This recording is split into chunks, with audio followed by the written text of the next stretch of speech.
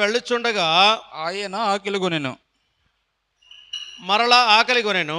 ఆయన ఆకలి కొనెను. అప్పుడు త్రోవ ప్రక్కనను త్రోవ పక్కనున్న ఒక అంజూరపు చెట్టును చూసి దాని యొద్దకు రాగా దాని యందు ఆకులు తప్ప మరేమియు కనబడలేదు. గనుక దానిని అది చూసి ఇక మీదట ఎన్నటిని నీవు కాపు కాయ కుందువును గాక అని చెప్పాను.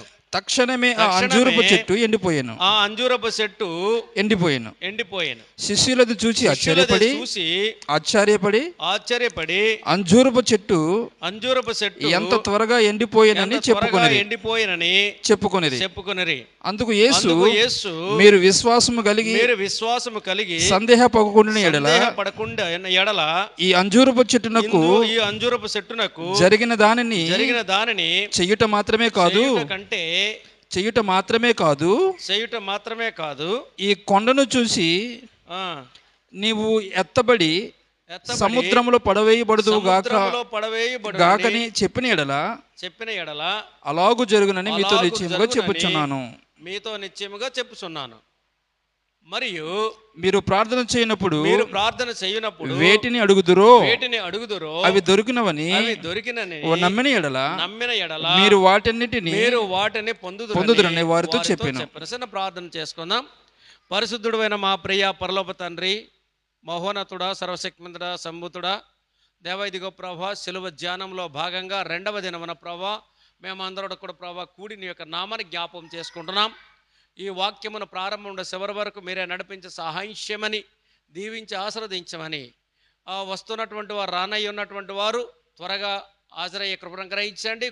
మరి ఆరాధనలో శిలువ ధ్యానంలో పాల్గొన్న ప్రతి ఒక్కరిని ప్రభా మీ స్వాధీనం నడిపించే సహాయం చేయమని యేసు పరిశుద్ధ నామమున ప్రార్థించి అడిగి వేడుకుంటున్నాను తండ్రి, ఆమేన్. రైట్, ఇక్కడ మన శిలువ ధ్యానంలో భాగంగా యెరూషలేము మరి ప్రవేశించాడు యేసుక్రీస్తు వారు. ప్రవేశించిన తర్వాత యెరూషలేము ప్రవేశించిన అనంతరము మళ్ళీ బేతనియా గ్రామానికి వెళ్ళిపోయారు. యేసుక్రీస్తు వారు ఎక్కడికి వెళ్ళిపోయారు? బేతనియా అనే గ్రామం. ఏదైతే గాడిద పిల్ల కట్టబడి ఉన్నటువంటి గ్రామం ఏదైతే ఉండేదో, విప్పి ఏదైతే తీసుకొచ్చారో ఆ గ్రామాన్ని వెళ్ళిపోయారు యేసుక్రీస్తు వారు. వెళ్ళిపోయి ఆ రాత్రే అక్కడ ఉన్నారు. ఉన్న తర్వాత తెల్లవారి మళ్ళీ యెరూషలేం పట్టణము ప్రయాణమయ్యారు. తెల్లవారు జామున అంటే ఉదయము మరి ప్రయాణం అవుతున్నప్పుడు బహుశా నేను అనుకుంటున్నా తెల్లవారి వారు భోజనం చేయకపోయింటారు. అంటే బేతనియా గ్రామం నుండి యెరూషలేం వచ్చేటప్పుడు భోజనం చేయకుండా వచ్చారు. అయితే ఆకలితో ఉన్నప్పుడు మరి ఎక్కడైనా సరే ఆహారం దొరుకుతుందేమో అని ఎదురు చూస్తూ ఉన్నప్పుడు, ప్రయాణం అవుతూ ఉన్నప్పుడు దారి పక్కన ఒక అంజూరపు చెట్టు కనబడింది. మనం అంతకు మునుపు మనం కొన్ని చెట్ల గురించి మనం నేర్చుకున్నాం. ఏదది? ఒలివ చెట్టు, అంజూరపు చెట్టు, తర్వాత ద్రాక్ష చెట్టు, తర్వాత ముండ్ల పొద కలిగినటువంటి చెట్టు. 4 రకాలైన చెట్ల గురించి మనం నేర్చుకున్నాం అంతకు మునుపు. అందులో భాగంగానే అంజూరపు చెట్టు కూడా ఇక్కడ ఒకటి ఉంది. అంజూరపు చెట్టు తాలూకా పళ్ళు చాలా రుచికరంగా ఉంటుంది, తీయగా చాలా రుచికరంగా ఉంటుంది.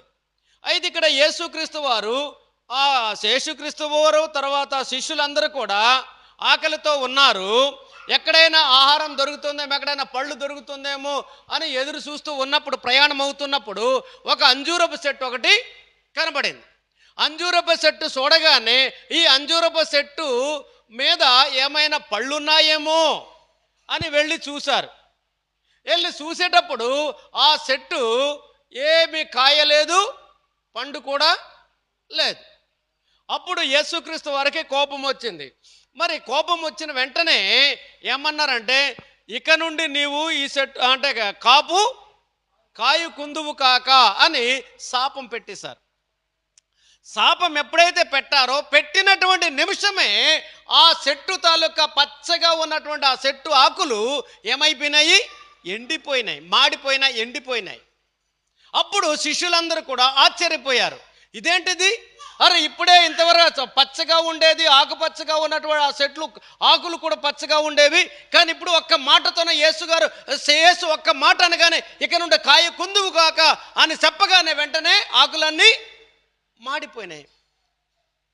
అనగానే ఆశ్చర్యం, ఇదేంటి దేవా, ఇదేంటిది, ఒక్క మాటతోనే ఈ ఆకులన్నీ కూడా ఎండిపోయినాయి, మరి మాడిపోయినాయి అనేసి అన్నారు. అన్నప్పుడు ఇందులో మనం నేర్చుకోవాల్సింది అంశం ఏంటంటే, నీవు నేను మనమందరం కూడా ఆ చెట్టులాగా ఫలించకుండా ఉంటే, మనం ఫలించకుండా ఉంటే, క్రీస్తులో మన ఎదుగుదల లేకపోతే, విశ్వాసము లేకపోతే, నలుగురికి మేలుకరంగా లేకపోతే, ఈ అంజూరపు చెట్టు ఏ రకంగా అయితే మరి యేసుక్రీస్తు వారు ఒక మరి శిక్ష అన్నటువంటిది విధించారో ఆ విధంగానే కూడా నీవు నేను మనమందరం కూడా అలాంటి శిక్ష తప్పకుండా పడుతుంది.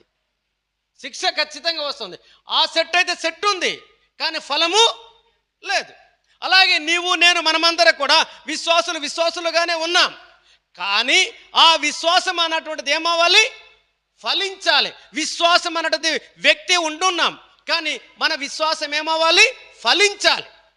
నలుగురికి మేలు జరగాలి, నలుగురికి మరి సువార్త ప్రకటించే వ్యక్తులుగా ఉండాలి, కానీ నీవు మనిషిగా ఉన్నావు కానీ ఫలము లేదు. అలాంటి శాపము నీకు నాకు మన మీద కూడా దేవుడు మరి వేస్తాడు, శిక్ష విధిస్తాడు, శాపం కూడా తీసుకొస్తాడు. అందుకని గమనించాడు. తర్వాత ఏమన్నారంటే, మరి ఇదేంటి దేవా అనేసి అన్నప్పుడు ప్రార్థన గురించి మాట్లాడారు. ఎలాంటి ప్రార్థన చేయమన్నాడు? విశ్వాస సహితమైన ప్రార్థన. అంటే ఒక ప్రార్థన మనం చేసేటప్పుడు విశ్వాసంతో, అందులో కూడా ఏమన్నాడంటే, విశ్వాసముతో ఈ కొండను మరి పగిలింపబడి సముద్రంలో పడాలి అని విశ్వాసంతో నీవంటే ఆ కొండ కూడా సముద్రంలో వెళ్ళి పడుతుంది. ఇది ఖచ్చితంగా వెళ్తుంది. ఏ రకంగా మా ప్రార్థన చేయాలట? విశ్వాసంతో మనం ఏది చేసినా విశ్వాసముతో ప్రార్థన చేయండి అని యేసుక్రీస్తు వారు మాట్లాడారు మనతో. అందుకనక ఈ పాఠం ద్వారా మనం నేర్చుకోవలసిందట, ఫలించే వ్యక్తులుగా ఉండాలి. ఫలించకపోతే దేవుని ఉగ్రతకి మనం గురి అవుతాం, కాబట్టి ఫలించాలి. అలాగే ఇక్కడ ఏంటన్నాడంటే, ప్రార్థన చేసినప్పుడు ఏ రకంగా ప్రార్థన చేయమన్నాడు? అది దొరికింది అని ప్రార్థన చేయాలి. అది విశ్వాసం. విశ్వాసం అంటే అర్థం ఏంటి? జరగలేని దానిని కూడా అది జరిగింది అని నమ్మడమే విశ్వాసం. అందుకబట్టి మనము ప్రార్థన చేయడం, మీరు ఏదైనా సరే, ఏ విషయంలో అయినా సరే, అది నాకు దొరికింది అన్నటువంటి విశ్వాసంతో ప్రార్థన చేస్తే ఖచ్చితంగా దేవుడు మీకు అనుగ్రహిస్తాడు అని ఇక్కడ ఈ వాక్యం ద్వారా, ఈ అంజూరపు చెట్టు ద్వారా మనము ఒక పాఠాన్ని నేర్చుకోవాలి. అంజూరపు చెట్టులాగా మనిషిలాగా ఉంటే, విశ్వాసలాగా ఉంటే దేవుని ఉగ్రతకు తప్పకుండా గురి అవుతాము. అందుకబట్టి విశ్వాసం కలిగి ఉండాలి, నలుగురికి మేలు చేసే వ్యక్తులుగా ఉండాలి, సహాయం చేసే వ్యక్తులుగా ఉండాలి, విశ్వాసిగా ఉండాలి. అంతేగాని నీ మట్టుగా నేను విశ్వాసనే, నేను క్రిస్టియన్ని అని నువ్వు క్రిస్టియన్గా నీ మట్టుగా నీవు ఉంటే దేవుని ఉగ్రతకు తప్పకుండా గురి అవుతావని ఈ సందర్భంగా నేను మీకు తెలియజేసుకుంటున్నాను. అలాగే అక్కడ యేసుక్రీస్తు వారు ఈ మాట అయిపోయింది, మరి దారిలో తిండి దొరకలేదు, శాపం అయిపోయింది. తర్వాత ఎక్కడికి వెళ్ళాడు? యెరూషలేంకి వెళ్ళాడు. యెరూషలేంకి వెళ్ళేటప్పుడు అక్కడ దేవాలయంలో ప్రధాన యాజకులు కూడా చాలామంది ఉన్నారు, శాస్త్రులు ప్రధాన యాజకులు కూడా చాలామంది ఉన్నారు, బోధకులు కూడా చాలామంది ఉన్నారు, బోధకులు ఉన్నారు. అక్కడ వెళ్ళేటప్పుడు అతను కొన్ని ప్రశ్నలు అడిగారు.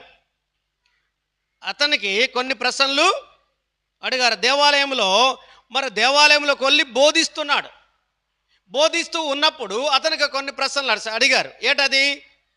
నీవు ఏ అధికారముతోని నీవు కార్యము చేయిస్తున్నావు, బోధిస్తున్నావు అని అడిగారు. అడిగినప్పుడు యేసుక్రీస్తు వారు అన్నారు, సరే నేను సమాధానం చెప్పక మునుపు నేను మీకు కూడా కొన్ని ప్రశ్నలు అడుగుతాను. అడిగినప్పుడు మీరు సమాధానం చెప్పండి. మీరు కానీ సమాధానం చెప్తే నేను తప్పకుండా మీరు వేసే ప్రశ్నకి నేను సమాధానం చెప్తాను. అంటే ముందు నమ్మను చెప్పడం కాదు, మీరు ముందు నేను అడుగుతాను, ఆ సమాధానం మీరు చెప్తే మీరు అడిగే ప్రశ్నకి నేను కూడా సమాధానం చెప్తానండి. సరే, ఏ ప్రశ్న అడగండి అన్నారు. అప్పుడు యేసుక్రీస్తు వారు ఒక ప్రశ్న అడిగారు. మరి యోహాను, బాప్తిసం ఇచ్చే యోహాను మరి ఏ అధికారంతోనే బాప్తిసం ఇచ్చాడు? ఏ అధికారంతోని యోహాను బాప్తిసం ఇచ్చాడు అని అన్నప్పుడు పరిసయ్యులు, ప్రధాన యాజకులు, శాస్త్రులు అందరూ కూడా, ధర్మశాస్త్ర బోధకులు ఆలోచించి ఒకవేళ దేవుని నుండి కానీ అధికారం వచ్చింది అనేసంటే మనం ఇరుకున పడతాము, లేకపోతే మనుషులు ఏదో మరి లోకంలో ఉన్నటువంటి దాని ప్రకారం అనేసి అంటే మనం ఇరుకున పడతాము, కాబట్టి మాకు తెలియదని అన్నారు. ఎవరు? ప్రధాన యాజకులు, ధర్మశాస్త్ర బోధకులు. మేము చెప్పలేము అని అన్నారు. అప్పుడు చెప్పలేమన్నప్పుడు యేసుక్రీస్తు వారు కూడా మీరు అడిగిన ప్రశ్నకి నేను కూడా సమాధానం చెప్పను అని అన్నాడు. చూసారు? అంటే యోహాను ఏ అధికారంతో బాప్తిసం ఇచ్చాడు? ఇప్పుడు ఏ అధికారంతో నీ దేవుని వాక్యం, ఈ మందిరంలో దేవుని వాక్యం చెప్తున్నావు అని ప్రధాన శాస్త్రులు లేకపోతే ధర్మశాస్త్ర బోధకులు యేసుక్రీస్తుని అడిగినప్పుడు ముందు యోహాను ఏ అధికారంతో బాప్తిసం ఇచ్చాడో సమాధానం చెప్పిన తర్వాత నేను సమాధానం చెప్తానన్నాడు. కానీ మరి ఏ అధికారంతోని యోహాను బాప్తిసం ఇచ్చాడు అనే సమాధానము ప్రధాన యాజకులు కానీ లేకపోతే ధర్మశాస్త్ర బోధకులు కానీ ఎవరు సమాధానం చెప్పలేదు కాబట్టి నేను కూడా సమాధానం చెప్పను అని అన్నాడు. ఇది ఒకటి. దేవాలయంలో వెళ్ళినప్పుడు మరొక బోధన తెలియజేశాడు. అందులో మనం అలాగా చదువుకుంటూ వెళ్తే సమయాభావం కాబట్టి నేను చదవను. మీరు కథ రూపంలాగా మీకు చెప్పుకుంటూ వెళ్తాను. ఒక ఇంట్లో ఇద్దరు కొడుకులు ఉన్నారు అండమ్మా. తన ఇరైనమని రాజించుకోయి బంక్స్గాలండంబా.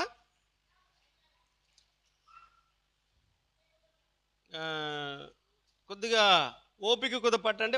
ఎంత లేదు, ఇప్పుడే కదా స్టార్ట్ చేశాను, ఎక్కువ టైం పెట్టలేదు. మరి ఎప్పుడే స్టార్ట్ అయిపోతే అలాగా మీరు అలా కాదు. అక్కడ నీవు కొద్దిగా కనిపెట్టి ఒకసారి ముందుకు ఎవరెవరు ఎలా చేస్తున్నారు నేను చెప్పను కానీ అంతే కదా. అందుకబట్టి మరి ఇక్కడ మరి ఆ దేవాలయంలోనే మరొక బోధన తెలియజేశాడు. ఒక ఇంట్లో ఒక కుటుంబంలో లేకపోతే ఒక తండ్రికి ఇద్దరు కుమారులు ఉన్నారు. ఆ ఇద్దరు కుమారులకి మరి వాళ్ళకి యజమానికి ఎక్కడ ఉంది? తోట ఒకటి ఉంది. ఒక తోట ఉంది. మనలాగే ఏ తోటలు ఉన్నాయి? మనకి జీడి తోటలు ఉన్నాయి, మామిడి తోటలు ఉన్నాయి. తండ్రి ఏమన్నాడంటే పెద్దోడు అడిగాడు. ఒక కొడుకు అడిగితే నేను వెళ్ళను అన్నాడు ఒక కొడుకు. తర్వాత మరొక కొడుకు అడిగేటప్పుడు, ఇద్దరు కొడుకులు కదా, ఒక కొడుకు అడిగేటప్పుడు నేను వెళ్ళను అని అన్నాడు. ఒక కొడుకు అడిగేటప్పుడు నేను వెళ్తాను అన్నాడు. ఆ తోటకి నేను వెళ్తానంటే ఇద్దరు కొడుకులు ఉన్నారు. చూడండి, మన పిల్లలు కూడా, మన కుటుంబంలో కూడా ఇలాంటి పిల్లలు ఉన్నారు. ఒకసారి గమనించండి. ఇద్దరు కొడుకులు ఉన్నారు. ఒక కొడుకేమో అడిగేటప్పుడు నేను వెళ్తాను అనేసి అన్నాడు. రెండో కొడుకేమో నేను వెళ్ళను అన్నాడు. అక్కడ బోధిస్తున్నాడు. ఆ సమాజ మందిరంలో, దేవాలయంలో యేసుక్రీస్తు వారు ఏం చేస్తున్నాడు? బోధిస్తున్నాడు. బోధించినప్పుడు వెళ్తానని అన్నాడు. వెళ్తానన్నప్పుడు సరే వెళ్తానన్నాడు. కానీ అక్కడ ఏం జరిగిందంటే ఎవరైతే వెళ్తాను అన్నాడో వాడు వెళ్ళలేదు, ఎవరైతే వెళ్ళను అన్నాడో వాడు వెళ్ళాడు. ఇప్పుడు ఆ ఇద్దరిలో మరి తండ్రి చెప్పిన మాట ప్రకారం విన్నవాడు ఎవరు? తండ్రి ఆజ్ఞ ప్రకారం నడిచిన వారు ఎవరు అడారు. ఇప్పుడు ఎవరు చెప్పండి? చిన్నోడా పెద్దోడా కదా? ఇద్దరు కుమారుల్లో ఒక కొడుకు మరి మరి నేను వెళ్ళను అన్నటువంటి ఎవరైతే వెళ్తానన్నాడో ఆడు వెళ్ళలేదు. కానీ వెళ్ళను అన్నటువంటి వాడు వెళ్ళాడు. ఇది తండ్రి ఆజ్ఞ ప్రకారం నడిచినటువంటి కుమారుడు ఉన్నాడు. తండ్రి ఆజ్ఞ లేకుండా అంటే చేస్తానని తల ఊపినటువంటి వాడు, చెయ్యకుండా ఉన్నటువంటి కొడుకు ఉన్నాడు. మన ఇంట్లో కూడా అంతే కదా, అవునా? జీడి తోటల పిక్కలు ఉన్నాయి, జీడి తోటలకు వెళ్ళండి అంటే మన పిల్లలు కూడా ఏం చేస్తారంటే నీ మాట కాదు కదా, ఎవరి మాట కూడా కాతరా చెయ్యరు. మరి ఆ పిల్లలు మన తల్లిదండ్రుల మాట విన్నట్టుగానా కాదు. ఎప్పుడైనా ముఖమైన చూసి భాగం ఇస్తారేమో అనేసి అంటే ఆ కుమారుడు ఎవరు ఇప్పుడు? యేసే.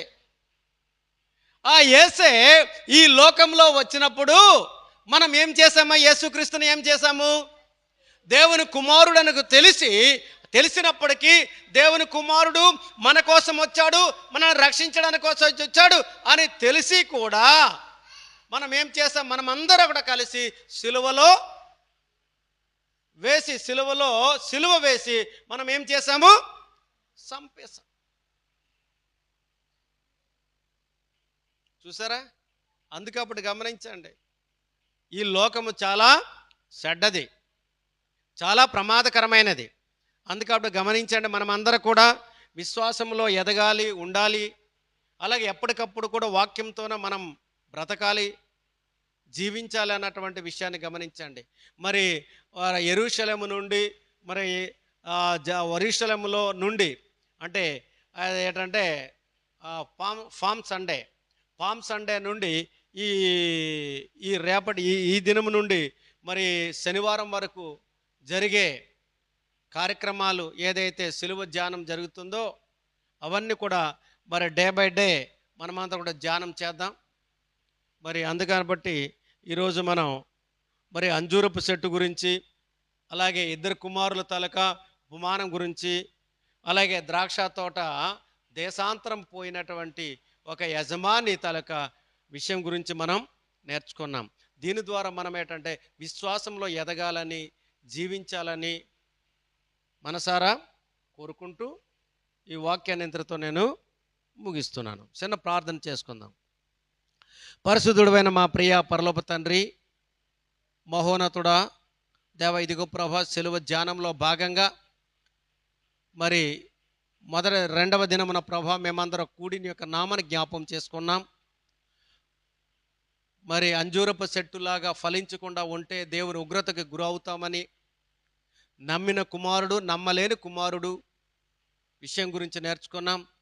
అలాగే ఒక యజమాని ద్రాక్ష తోట నాటించి దేశాంతరం పోయినప్పుడు ఆ యజమాని గుత్తకి ఇచ్చినటువంటి మరి గుత్తపుదారులు మరి పనివారైతేనేమి, అలాగే ఆ సొంత కుమారుడైతేనేమి ఏ రకంగా అయితే ఇబ్బంది పెట్టారో ఆ విధంగానే ప్రభా ఈ లోకంలో నీ ఏకైక కుమారుడైనటువంటి యేసుక్రీస్తు వారి భూలోకానికి పంపిస్తే మేమందరం కూడా కలిసి మరి సిలువ వేసి చంపేశాం ప్రభా. అయినప్పుడు కూడా నీవు నాపై చూపించిన కృపను బట్టి, ప్రేమను బట్టి నీ కుమారుడు మరణించినప్పటికీ పునరుత్థానుడై తిరిగి లేచి మా యొక్క పాపాన్ని క్షమించి ఈ కుమారునిగా స్వీకరించావు ప్రభా. మీకే వందనాలు.